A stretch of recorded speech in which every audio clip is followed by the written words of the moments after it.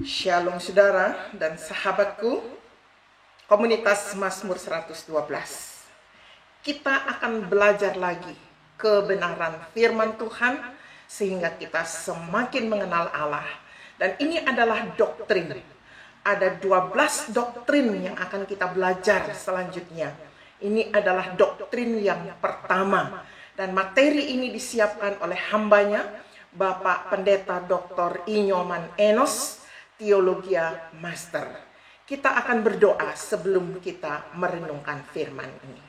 Ya Tuhan sumber kebenaran, terangilah hati kami, sehingga kami mengenal Engkau, satu-satunya Allah yang benar, dan mengenal Yesus Kristus yang telah Engkau utus. Dan sungguh-sungguh memiliki kehidupan yang dipenuhi Roh Kudus, karena Yesus Kristus berkata, Rohku akan tinggal di dalammu selama-lamanya. Kami mohon berkat dalam nama Yesus. Amin.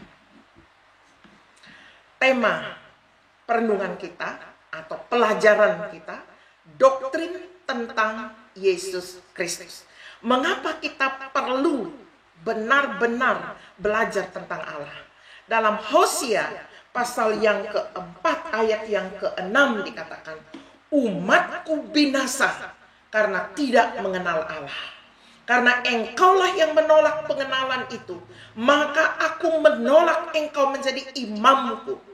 Saudara, ini berhubungan dengan tugas-tugas penting yang Allah percayakan kepada kita, baik pria sebagai imam di dalam rumah tangga, baik saudara-saudara para pelayan Tuhan yang diangkat oleh Tuhan secara khusus di dalam gerejanya. Perhatikan kebenaran ini. Karena engkaulah yang menolak pengenalan itu, maka aku menolak engkau menjadi imamku. Dan karena engkau melupakan pengajaran Allahmu, maka aku juga akan melupakan anak-anakmu. Dahsyat, umat Israel binasa karena tidak mau mengenal Allah, menolak pengenalan itu. Ini menjadi suluh bagi kita. Jangan kita akan ditolak oleh Tuhan sebagai imam, baik di dalam rumah tangga maupun di dalam gerejanya. Sebab itu mari pelajari kebenaran ini. Doktrin yang pertama, doktrin tentang Yesus Kristus atau disebut juga Kristologi. Sebagai pengantar, doktrin pengajaran tentang Tuhan Yesus Kristus meliputi A. Kealahan tentang Tuhan Yesus Kristus. B. Kemanusiaan Tuhan Yesus Kristus. C. Pelayanan Tuhan Yesus di bumi dan pengajarannya yang menyangkut perumpamaan-perumpamaan dan khotbah-khotbah serta mujizat-mujizatnya. D. Kematian, kebangkitan, dan kenaikan Tuhan Yesus Kristus ke sorga. Dan E. Pandangan-pandangan yang menolak dan menerima Kristologi. Jadi ada sekitar 5 hal yang meliputi Kristologi. Tetapi pada kesempatan ini kita akan belajar alasan-alasan kita menjadi pengikut Kristus. Mengapa kita mau mengikut Kristus? Nah, alasan kita mengikut Kristus yang bagian pertama atau A. Karena Kristus adalah Allah. Kristus adalah Allah. Apa bukti-bukti bahwa Kristus adalah Allah? Yang pertama, pengakuan Tuhan Yesus sendiri bahwa dia adalah Allah. Dalam Yohanes 10 ayat yang ke-30. Aku dan Bapa adalah satu. Aku di dalam Bapa dan Bapa di dalam aku. Yohanes 10 ayat 38. Aku pergi kepada Bapakku. Yohanes 14 ayat 38. Pernyataan-pernyataan ini membuktikan bahwa Yesus adalah Allah. Yang kedua, alasan mengapa kita percaya Yesus itu Allah. Kesaksian kitab suci sendiri. Dikatakan di dalam Yohanes 1 ayat 1 dan 2. Pada mulanya adalah firman. Firman itu bersama-sama dengan Allah. Dan firman itu adalah Allah.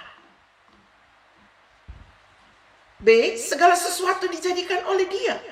Dan tanpa dia tidak ada sesuatu pun terjadi dari segala yang telah dijadikan. Hanya Allah yang mampu mencipta dari yang tidak ada menjadi ada.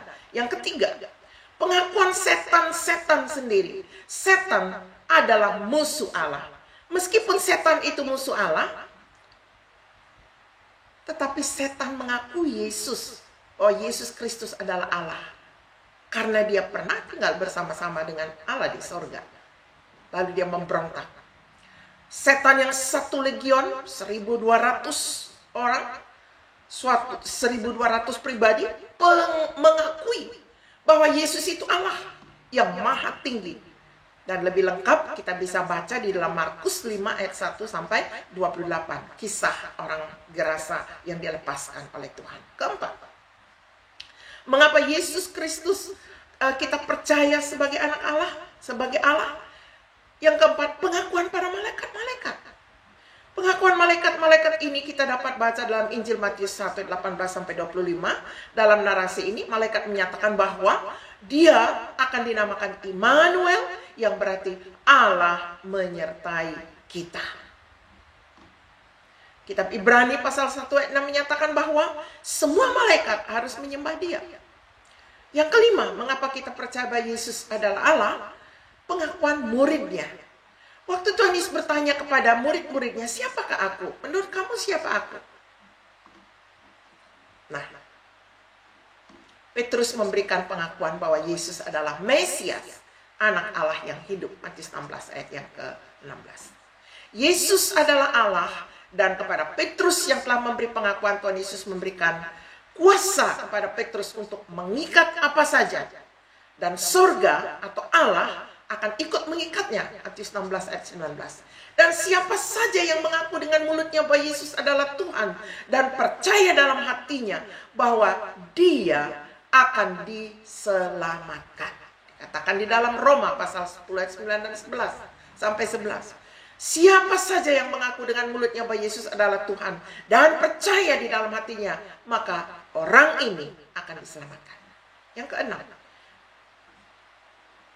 mengapa kita percaya bahwa Yesus adalah pengakuan bangsa Romawi atau Yunani? Seorang prajurit Romawi mengakui bahwa Yesus adalah Allah.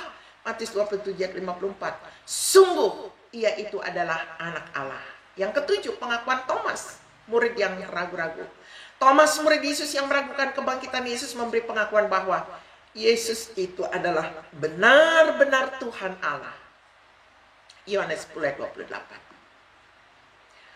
Yang kedua atau B, alasan kita mengikut Yesus karena Tuhan Yesus Kristus adalah juru selamat dunia. Alasan pertama kita mengikut Yesus karena dia bukan sekedar nabi tapi dia Allah. Nah, mari kita lihat apa yang membuktikan bahwa Yesus benar-benar juru selamat.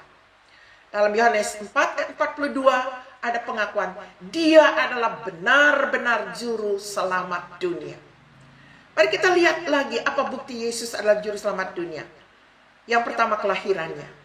Kematiannya, kebangkitannya sesuai dengan nubuat kitab suci. Ya. Istilahnya, Yesus tidak ujuk-ujuk datang dan mengaku juru selamat. Tidak. Jauh sebelum dia datang, 1.500 tahun sebelum dia lahir, sudah dinubuatkan tentang kelahiran, kebangkitan, dan semua peristiwa yang akan dia alami. Yesus telah dianiaya, ditindas, dibunuh, dikuburkan, dan bangkit pada hari ketiga seperti yang dia katakan. Yang ketiga, memberi kelepasan. Yesus ini memberikan kelepasan dari dosa serta hidup yang kekal pada setiap orang yang percaya kepadanya. Itu yang membuat kita benar-benar percaya dia juru selamat. Hanya dia yang mampu melepaskan manusia dari dosa. Tidak ada pribadi yang lain.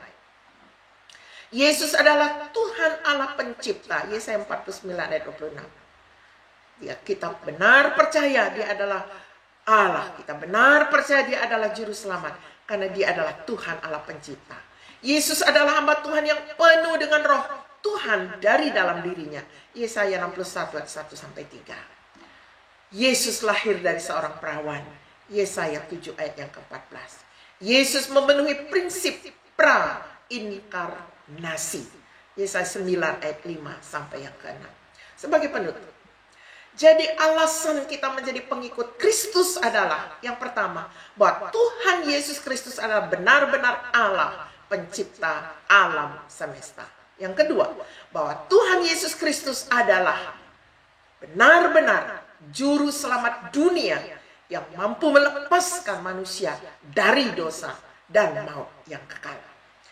Sekali lagi, sumber ini dari artikel Kristologi yang disiapkan oleh Bapak Pendeta Dr. Inyoman Enos Teologia Master. Dan saya, Pendeta Ninyoman Priscilla Paksoal, Master of Art, Master of Divinity, me-YouTube-kannya karena saya anggap ini penting, ini perlu, karena jika umat tidak mengenal Allah, pasti binasa, ditolak oleh Tuhan menjadi imam. Apa yang bisa kita buat kalau kita tidak sungguh mengenal Allah? Kiranya firman ini sungguh dimeteraikan. Mari kita berdoa. Tuhan yang baik, meteraikan sabdamu di hati kami, sehingga kami menjadi imam-imam yang Tuhan perkenankan. Dalam nama Yesus. Amin. Sampai jumpa.